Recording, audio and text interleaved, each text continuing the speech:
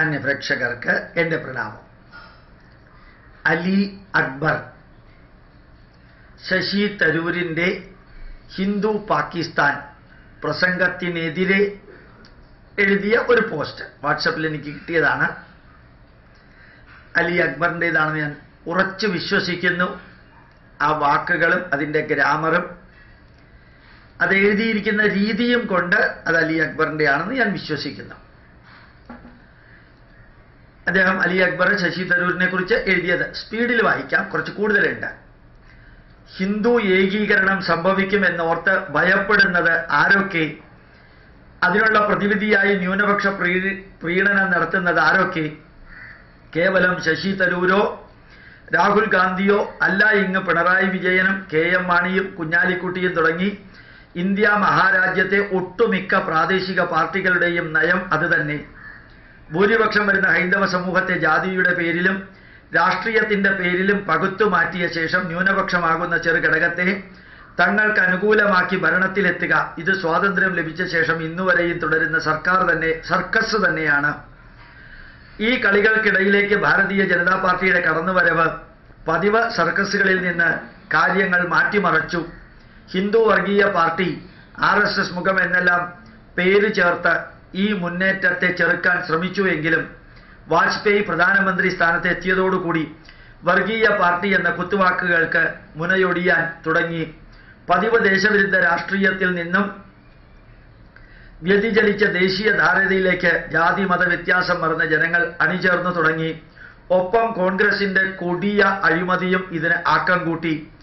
ജാതിയും മതവും ദൈവവുമില്ല എന്നും തങ്ങൾ പീഡിതരുടെ പക്ഷത്താണെന്നും ഒരു വശത്ത് പ്രചരിപ്പിക്കുകയും മറുവശത്ത് ന്യൂനപക്ഷ സംരക്ഷകർ തങ്ങളാണെന്ന് ഘോഷിക്കുകയും ചെയ്ത കമ്മ്യൂണിസം ആട്ടിൻ തോലിട്ട ചെന്നായ ആണെന്നും പ്രതിപക്ഷമായിട്ടല്ല കോൺഗ്രസ് കൂട്ടുപക്ഷമായിട്ടാണ് ഇടതുപക്ഷം നിൽക്കുന്നതെന്നും സാമാന്യ ജനം മനസ്സിലാക്കുകയും പാർലമെന്റിൽ കേവലം വിരലിലെണ്ണാവുന്ന അവസ്ഥയിലേക്ക് അവരെ ചുരുക്കുകയും ചെയ്തു.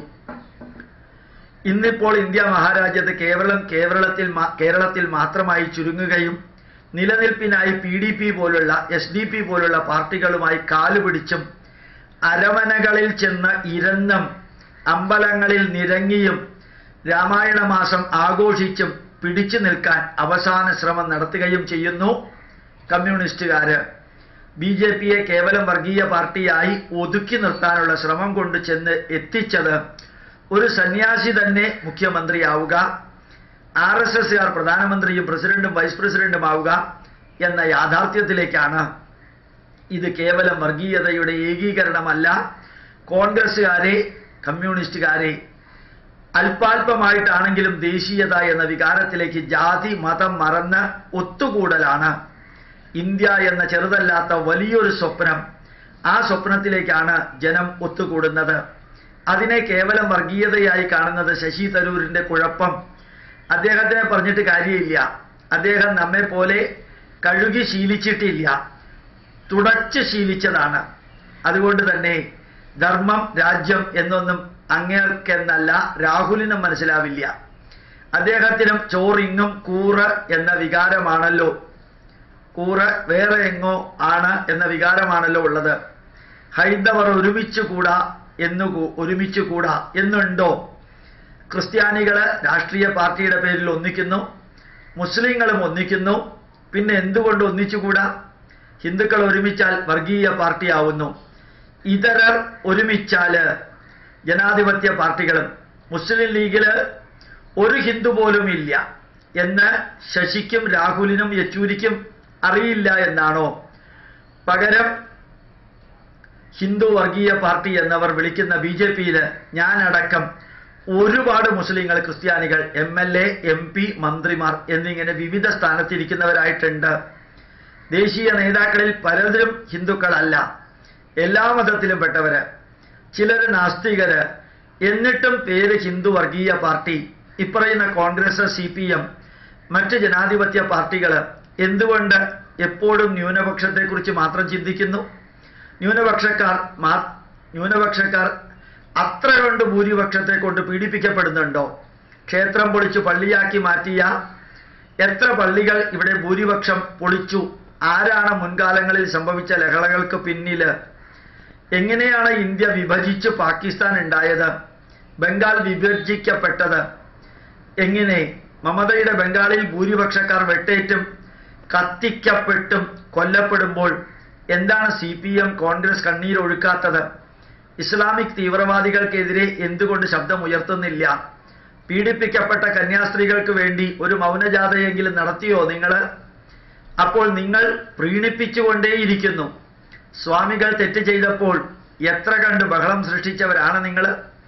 അത്തരക്കാരെ നീതിക്ക് മുമ്പിൽ കൊണ്ടുവന്നപ്പോൾ കോടതിക്കെതിരെ ഭരണകൂടത്തിനെതിരെ നിങ്ങൾ വിളിക്കുന്ന വർഗീയ പാർട്ടി സമരം ചെയ്തോ? ഒരു ബിഷപ്പിനെ തൊടാൻ ഭരണകൂടം വിറയ്ക്കുന്നു. ശശി തരൂരിന്റെ നാക്ക് അണ്ണാക്കിലേക്ക് ചുരുണ്ടുകൂടി ഒട്ടിയിരിക്കുന്നു. തരൂർ, നിങ്ങൾ കേവലം ശശിയാണെന്ന് തിരിച്ചറിയുന്നു. നിങ്ങൾ മാത്രമല്ല, നിങ്ങളുടെ നേതാവും സഖാക്കളുമെല്ലാം ശശികളാവുന്നു. ഈ പശ്ചാത്തലത്തിൽ ഹൈന്ദവർ ഒത്തുകൂടുന്നുവെങ്കിൽ എന്താണ് തെറ്റ്? അവർ ഒത്തുകൂടുന്നത് കേവല രാഷ്ട്രീയത്തിലേക്കല്ല, ധർമ്മവ്യവസ്ഥയിലേക്കാണ്, ദേശീയതയിലേക്കാണ്. എന്നെപ്പോലെ ചിന്തിക്കുന്ന മുസ്ലിങ്ങളും ക്രിസ്ത്യാനികളും അതിനെ സ്വാഗതം ചെയ്യുന്നു. കാരണം ആ ധർമ്മബോധമാണ് അതിൻ്റെ പിന്നിൽ. ദേശീയതയാണ് മുസൽമാനെയും ക്രിസ്ത്യാനിയെയും ജൈനനെയും ബുദ്ധനെയും എല്ലാം ഈ മണ്ണിൽ പിടിച്ചു നിർത്തിയത്. അല്ലാതെ നിങ്ങളുടെ പ്രീണന നയമല്ല തരൂർ. കോൺഗ്രസ്, CPM, ലീഗുകാരനും കേരള കോൺഗ്രസ്സുകാരനും തരം പോലെ ഇടതും വലതും മാറി മാറി ചവിട്ടി സാമ്പത്തിക നേട്ടമുണ്ടാക്കിയിട്ടുണ്ട്. അത് ന്യൂനപക്ഷത്തിന്റെ പേരിലായിരുന്നു. പക്ഷെ ന്യൂനപക്ഷത്തിനും ഒന്നും കിട്ടിയിട്ടില്ല എന്നത് സത്യം. അധ്യാപക നിയമനത്തിലൂടെയും തലവരിയിലൂടെയും അവർ കോടികൾ സമ്പാദിച്ചു. നല്ല മാർക്ക് കിട്ടിയ ന്യൂനപക്ഷം കളത്തിന് പുറത്തും. ഞങ്ങൾ ന്യൂനപക്ഷക്കാർ ഇതും മനസ്സിലാക്കി നിങ്ങളെ വെറുത്ത് നിങ്ങൾ വിളിക്കുന്ന വർഗീയ പാർട്ടിയിലേക്ക് പോയി. അതാണ് UP-യിൽ സംഭവിച്ചത്. നിങ്ങൾ അവിടെ തോറ്റ്, പിന്നൊരു വാക്കുകൂടിയുണ്ട്, പറയുന്നത് ഇത്തിരി മോശമാണ് എന്നതല്ലേ ശരി? സത്യം പറയാലോ, 4ഉം 5ഉം കെട്ടിത്തോന്നുമ്പോൾ മൊഴി ചൊല്ലൽ അനുകൂലിക്കുന്നവ ആടിൻ്റെ താടി വെച്ചവരെ ജനം വെറുക്കുന്നു. നിങ്ങൾ ഉമ്മ വയ്ക്കുന്നു. ബിഷപ്പായാലും മെത്രാനായാലും സ്വാമി ആയാലും അത്തരം ആളുകളെ ജനം ഒടുവിൽ ഒറ്റപ്പെടുത്തും. ഇതിൻ്റെ എല്ലാ ഉത്തരവാദിത്വം നിങ്ങൾക്കാണ്. കോൺഗ്രസ്, CPM-ലെ അംഗങ്ങളെ, നിങ്ങളെ കഴിഞ്ഞ 60 കൊല്ലം ഇവിടെ ഭരിച്ചു മുടിച്ചത് നിങ്ങളല്ലേ? കഴിഞ്ഞ 60 കൊല്ലം ഇവിടെ ഭരിച്ചു മുടിച്ചത് 4 കൊല്ലം കൊണ്ട് മോദി സൃഷ്ടിച്ചതാണോ ഇതെല്ലാം? ഞങ്ങൾ സ്വാഗതം ചെയ്യുന്നു ഹൈന്ദവ ഏകീകരണത്തെ. അവരൊന്നിക്കണം, എങ്കിലേ ധർമ്മവ്യവസ്ഥയുടെ പുനഃക്രമീകരണം നടക്കുകയുള്ളൂ. ദേശാഭിമാനികളുടെ രാജ്യമായ ഭാരതം മാറുകയുള്ളൂ. അതുകൊണ്ട് തന്നെ ഞങ്ങൾ പറയും, ജാതി മറന്ന് ഹിന്ദു ഒറ്റക്കെട്ടാവണം. അപ്പോഴാണ് അടിസ്ഥാന ന്യൂനപക്ഷത്തിന് നീതി ലഭിക്കുക. അതിനുദാഹരണമാണ് മുത്തലാഖ് ബില്ല്, ക്ഷേമ പ്രവർത്തനങ്ങൾ. ഈ കൂടിച്ചേരലിൽ ഭയപ്പെടുന്നത് അന്യരാജ്യങ്ങളിൽ നിന്ന് മതപരിവർത്തനത്തിന് പണം സ്വീകരിക്കുന്നവരാണ്, ഹവാലക്കാരാണ്, ദൈവരാജ്യം സ്വപ്നം കാണുന്നവരാണ്, ഇസ്ലാമിക രാജ്യത്തിനു വേണ്ടി യുദ്ധം ചെയ്യുന്നവരാണ്. അവർക്ക് വേണ്ടി കണ്ണീരൊഴുക്കുന്ന നിങ്ങളും ഇല്ലാതെയാവണം. ഹിന്ദു സമൂഹമേ, ധർമ്മപാതയിൽ അണിനിരക്കൂ. അലി അക്ബർ. പ്രണാമം, നമസ്കാരം.